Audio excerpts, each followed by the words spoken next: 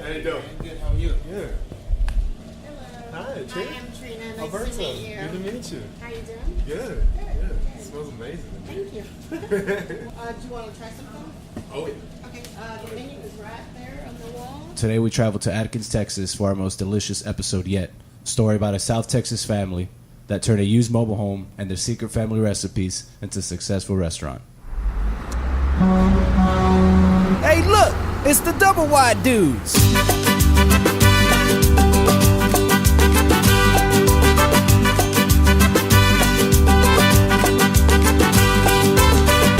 Woo, go Stros!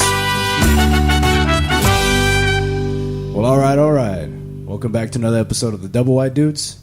Man, there's a lot of things happening in the state of Texas in the past couple weeks, AP. Yeah, it looks like Texas sports are all on the charts right now. We got the Cowboys taking it to the Redskins. Texans lost, but their quarterback is just looking incredible right now. And how about the Astros, man? Yeah, I think they have the chance to win their first World Series. Yeah, and I tell you, it couldn't have come at a better time. We know the city of Houston really took a beating. We talked about that on this podcast, but it's awesome how sports gives people an opportunity to just kind of, forget the real world and the problems they have and just unite and rally around something that's just fun. Yeah. And I think more than anybody, the city of Houston needs this, and the Astros are certainly putting up a fight. They definitely deserve it. Yeah, there's been some close games. Yesterday's game was crazy. I mean, it's nuts. The ups and downs and finally pulling off the win. Yeah. I don't even really like baseball that much. My wife's from Houston, so kind of felt obligated to sit with her and watch it. And man, I wasn't a fan of baseball going into it. I'm certainly one now. Yeah. I don't watch baseball myself too much, but I saw a bunch of posts on Facebook or Astros this, Astros that, and I was like, oh, something's going on here. Yeah. And little did you know that they're in the World Series, and that's awesome. We just got to win one more in L.A. Hopefully we take it to the house. That's right. It's crazy how Facebook and social media just kind of bring the outside world to you and let you know what's going on. That's actually how we found out about this family that we interviewed, this restaurant we went to. They were on Kins 5 last month, and I had seen the video post on Facebook. It was their neighborhood eats where folks will email them and they'll go out and interview and taste food and kind of critique a restaurant. And what was super cool and what caught my attention about this one, aside from the awesome looking food, was they had actually converted a mobile home into their restaurant. Yeah, I remember seeing that clip that you sent me on Facebook, and I saw Ken's 5's clip, and they seemed to like the food. I know you'd ordered something, right? What would you think of the food? Man, the food was... Well, actually, check it out. We got some sound effects before the interview. We're the Doublewide Dudes, so I got to try the Doublewide burger. All right. Do you want fries or do you want to try the onion rings? The onion rings are what y'all won the award for, right? Yeah. That's what. Try the onion rings. Okay.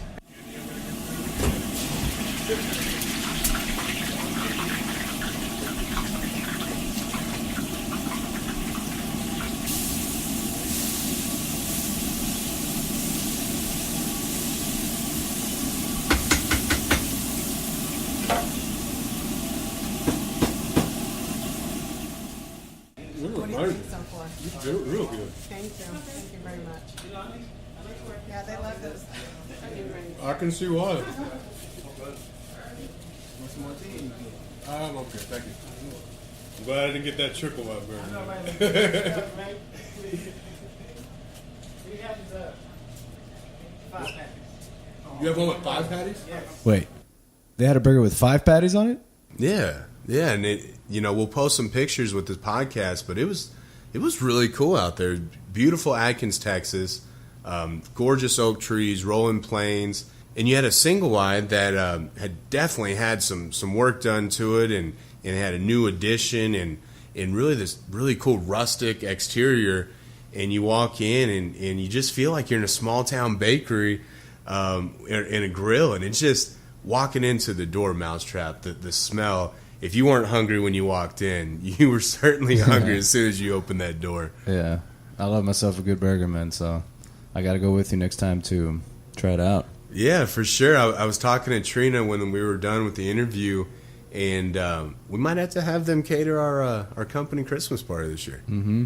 And it's not just burgers; it's pies. It's all types of delicious stuff. Oh my goodness! I left with a piece of fried fish. That was their special of the day, and looking at their menu, fried pies. They had all sorts of pastries, and just way too much to eat all in one sitting. So definitely looking forward to going back. Yes, count me in when we do. All right, well, let's jump into the conversation you guys had. You guys enjoy. Yeah. All right. That's my dad's house right next door. Oh, I was reading this was his property? Mm-hmm, this is his property, yeah. And actually, there's a neighbor who lives further down. That's the story about the actual part of the mobile home. He actually gave it to us. Awesome. So we renovated it after he gave it to us. So this home was actually donated? The mobile home was donated, and then all the additional part my dad and my uncle kind of built. Awesome. What, that was 8 years ago now? January 1st will be 8 years. Very cool. Mm-hmm. I know businesses, and especially restaurants, it's tough. So 8 years saying something. Especially in a rural area that's on the outskirts of town. So we've pretty much survived on word of mouth and just repeat business. Because, we're really far out, obviously.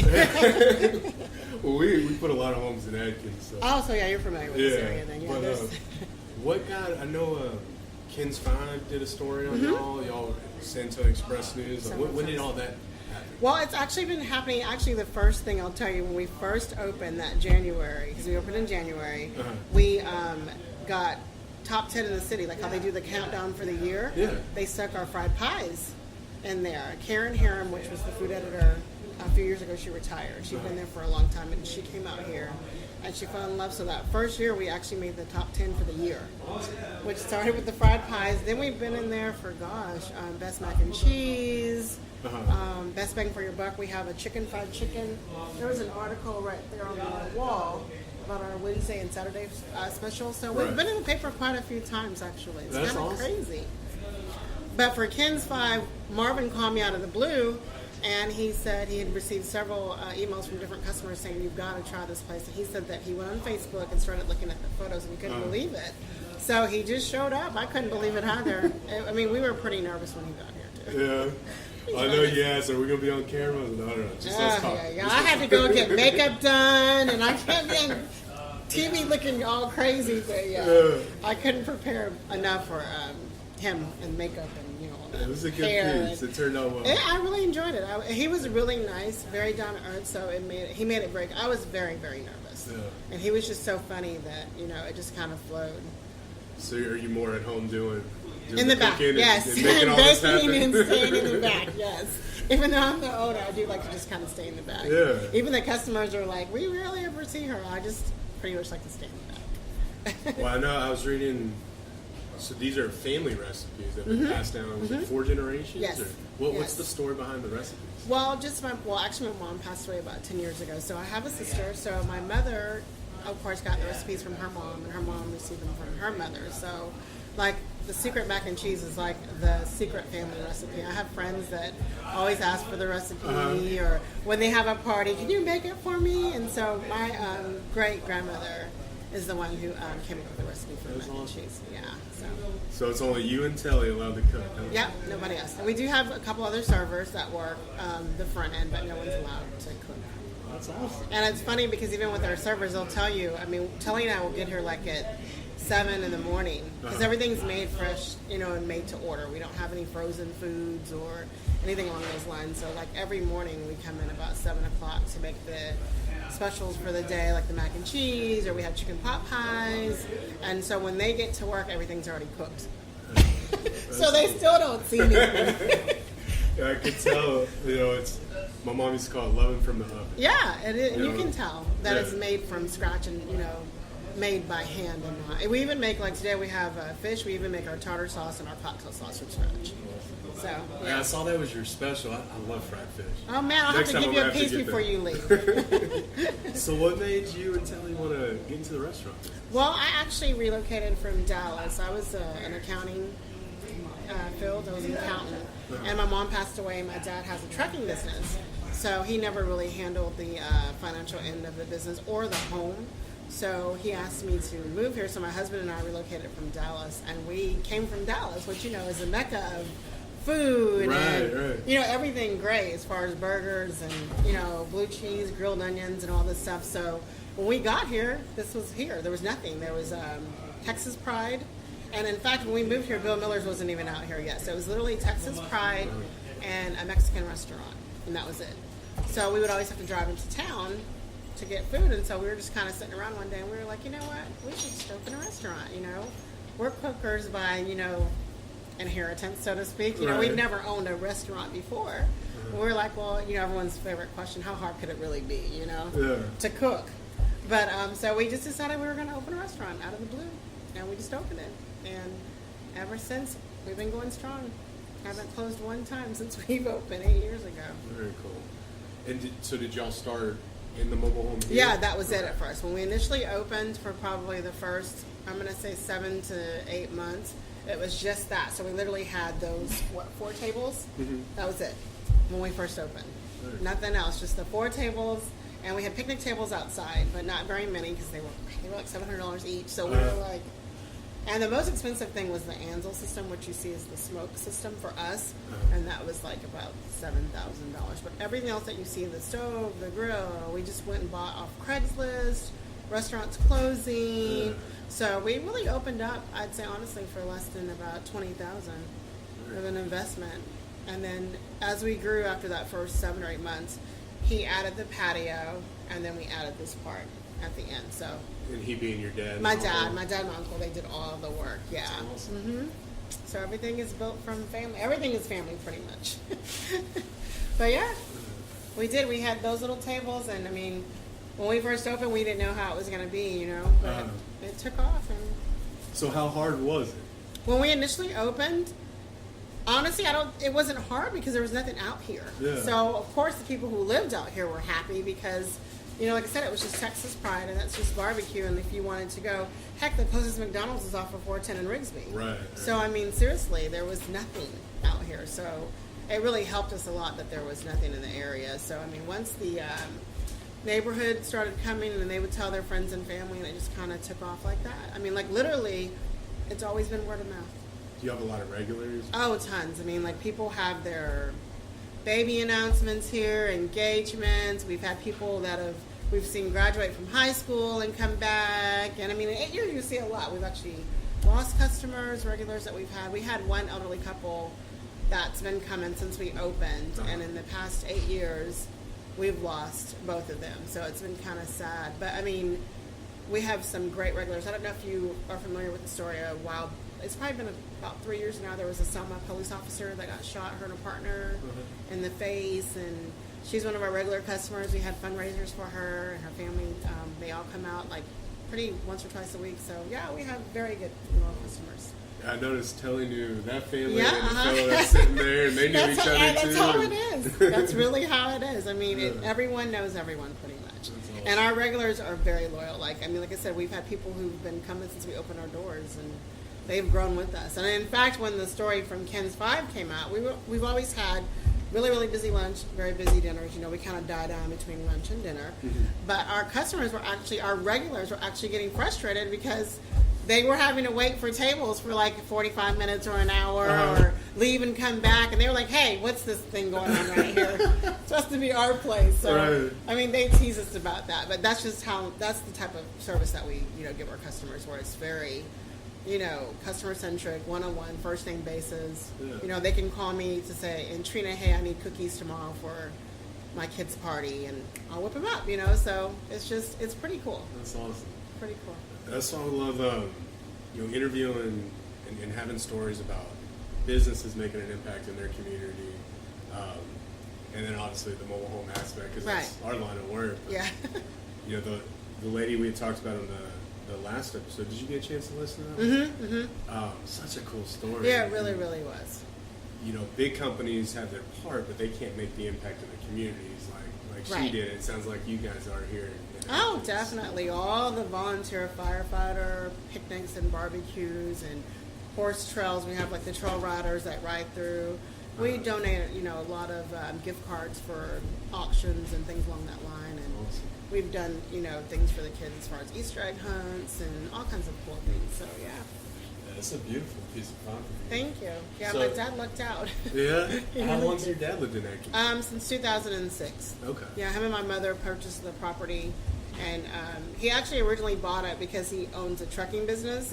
So he was actually renting property off of East Houston and like Foster. I don't know if you're familiar. Yeah. And he was renting. There's a lot of like open lots. He was renting space for his trucks. And we actually grew up off of 410 and Marbuck. I went to Health Careers High School, and I would have gone to Jay if I hadn't gone to Health Careers. So we grew up on the north side of town, and he was driving over here every day to pick up his truck. And finally, him and my mom just started looking around, and they saw this property, and they were like, "We're gonna move." So they bought it, and he put all his trucks over there on the other side. There's on the other side of the house. There's a shop with all his trucks and stuff over there. Yeah. So that's how we ended up out here. I love Adkins. Just right outside of St. 1604. It's just far enough to be, still have that old town, small town feel. Yeah. And as much as we love technology, we're on Facebook Live and phones. Sometimes it's just nice to disconnect and just, last night or Wednesday rather at our house we had no electronics. Oh, nice. And our kids didn't know what to do. I'm sure. And we had games and we Of actually course, talked face to face. And yeah, I saw that neat little thing where they had, like, I guess at one restaurant where they had where you would leave your phones, like, at the basket at the door. I think that's a pretty neat idea. Yes, ma'am. To kind of just be able to chit-chat. Because you always see people eating and one person's sitting at the phone. Right. So, yeah. So what's, when y'all were trying to convert what you use as a house into a business, was there any zoning or any... Oh, of course, tons. We actually had to hire a sanitation engineer because it's septic out here. Right. So we had to put in this huge, I wish I would have brought the pictures, but it's a huge cement septic tank. So we had to have an engineer come out and check the land to make sure it was going to be secure. Because I think it's like 30,000. It's huge, like as big as a car. I'm not exaggerating how big this septic tank is. And we had to have the ground dug up to put it in. Well, my dad does excavating, so he was able to save money on that end because he could do the digging and the. We had to have electricians come out. We had to do plotting, as they call it, with the city, where we had to go ahead and parcel off this part from my dad's house because it was going to become a business. So we have a separate address from his mailing address. So we have our own address, we have our own water, and Adkins uses East Central Water District, so we had to have them come in and install meters and turn all that stuff in downtown to the city. And How long did all that take? oh gosh, we started in October, so we opened in January. We had to have the fire marshal come out, health inspector, all that stuff, So it was about a 3.5, 4 month process. Gotcha. Yeah. This is a really awesome spot. Thank you. I work with my brother too. What's it like working with siblings? Oh, you know how it goes. You know how it goes. I'm the older sister. There are good days and there are bad days. You know how it is. We get into arguments in the kitchen, and our servers will be like, "Hey, there are people out there." So it's not perfect. I'm not going to tell you that. Yeah. And I am a boss, so it's a little difficult because I have to put on my boss hat and not sister hat some days and say, "We're not going to do that today," or "You're going to have to remake that burger," or So it's rough. You know how it is when you work with family. You have to be a little tough sometimes, and that's not always. It doesn't always end well when it's your younger brother. But we for the most part, it's okay. Yeah. That's awesome. We took my brother just had his birthday, and us and our sales team went camping. So I had to take the boss hat off. Of I have course. no business. We're just going to have Right, well, fun. We're just pretty going to be cool. brothers, friends, and forget about business. Yeah. So, do y'all do just the family stuff outside of work too? Oh, of course. And let me tell you, we've had plenty of parties here after hours. Like birthdays and holidays. All of our cousins and we have another sister. She'll come over with her kids, and we'll get like a little DJ and convert it into a dance floor. So, yeah, we spend a lot of time together. We're a really close family. That's awesome. And then even with the servers, one of the servers is my niece. And the other one is a 72-year-old lady that lives like around the corner who retired from HEB, and she's been here for like 4.5 years, and she loves it. Like, That's awesome. she's so excited to work every day. I saw those flower pot rolls on the kids' spot.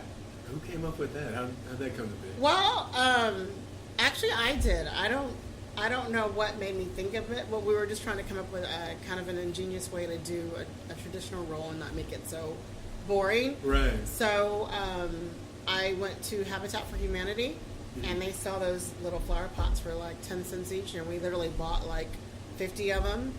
And then we were like, we're going to just try it. The first time we tried it, we actually sealed the bottom off, but once we started doing it on a regular basis, we realized that the yeast, it'll just cover the bottom. So like once the dough rises, it's firm, so it doesn't seep through the bottom. And in fact, if I would have thought about it, we baked some earlier today for tomorrow, but I put them up so they wouldn't dry out. But yeah, we just, we have a dough, we just drop them in there, and we raise them above on the top shelf, and we let them rise for about 3 hours, and then we pop them in the oven. That's really cool. Yeah.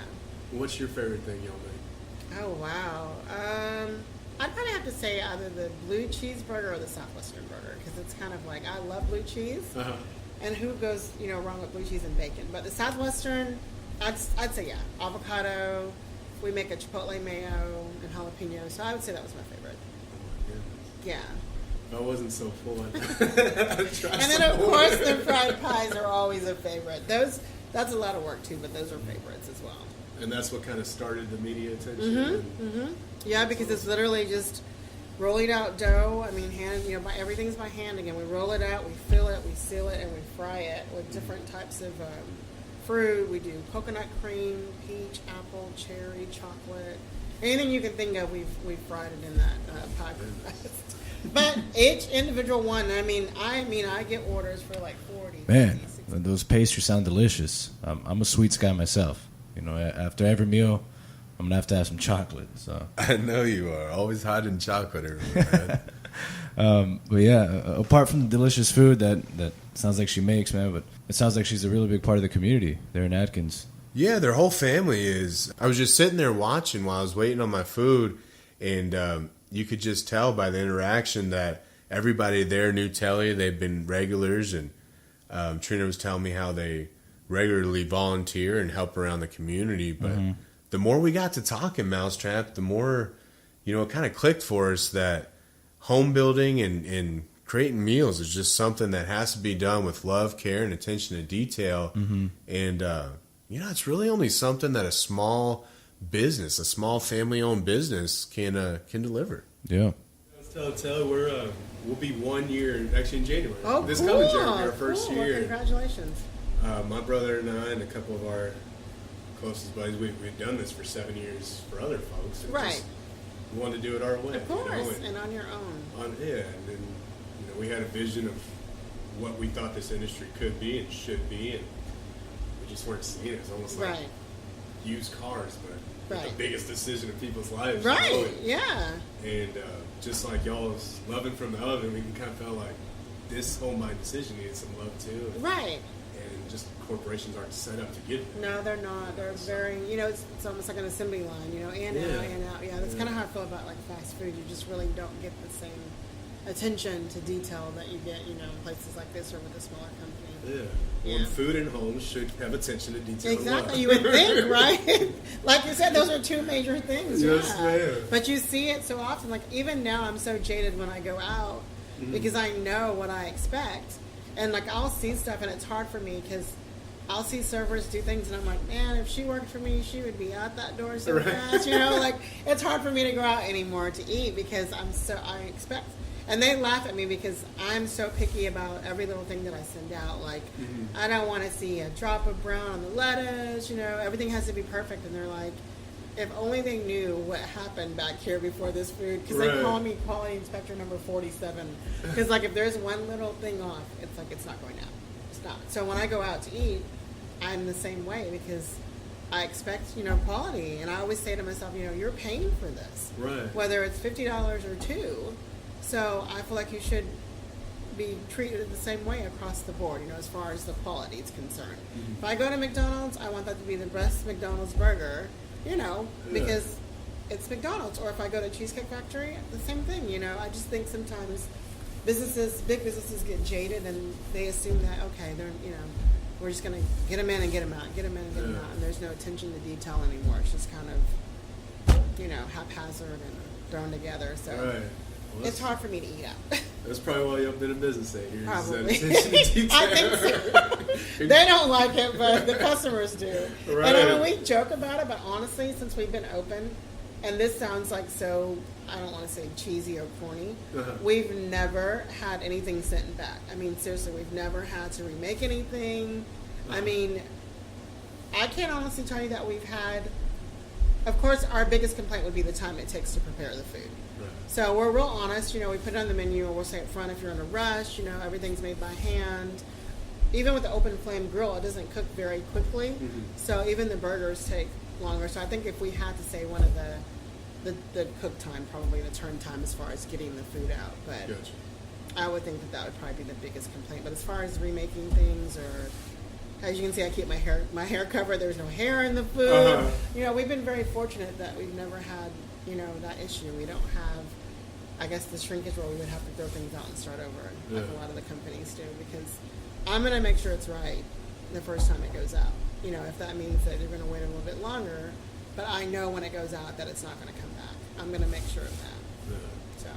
Well, I, for one, would wait longer to have better food. And that's what I think, I think once, and we joke about it in the back because they're like, well, they're hungry and they're mad, and we're like, well, but once they get the food, then they're like, oh my God, this is the best thing ever, blah, blah, blah. Yeah. So their whole demeanor changes, but, we're joking in the back like, oh, they're going to be mad. But, like I said, we'd rather it be right.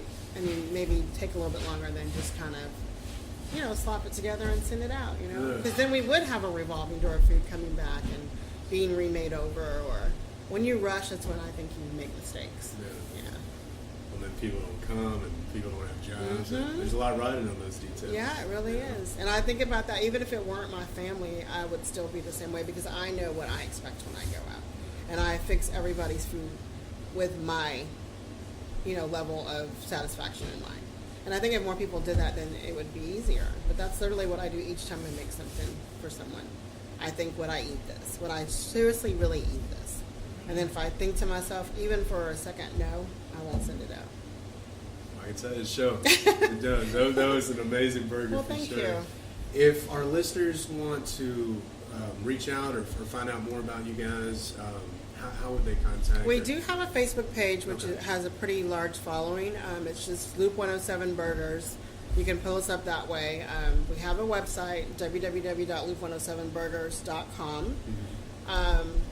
Instagram, I'm really bad about, because it's really just me, so it's hard for me to post. We have a Instagram page, but it's not very, I don't update very often. I'll stick a picture up there every now and then. So mostly Facebook and the website, I think, are the two best ways to reach us. We're closed on Mondays and Tuesdays. Other than that, you'll find my brother and I here Wednesday through Sunday. Awesome. Yeah. Well, thank you so much. Thank you very much. Awesome meeting you guys. Thank you for coming out. I told Telly I'm going to get some cookies for my kids on the way out. All right, let me get you that fish really quick, too. I'm going to get you a piece to take. Oh, thank you. Man, I bet Elsa really enjoyed that dinner. Yeah, she said it was the best fish she'd ever had. And I actually caught her sticking her finger in the jar of tartar sauce to get a little taste about an hour later. Yeah. So she enjoyed it. And my kids love the cookies, too. So definitely some awesome food, some awesome people. Strongly recommend you stopping by at Loop 107 Burgers if you're out there in the area, right there in Adkins, Texas. And big thanks to Trina and Telly for hosting me and for having us out and being on our podcast. Mm-hmm. Absolutely. Alrighty, well, that wraps it up for this episode. As always, thanks for tuning in to the Doublewide Dudes podcast, and we'll talk to you guys in the next one.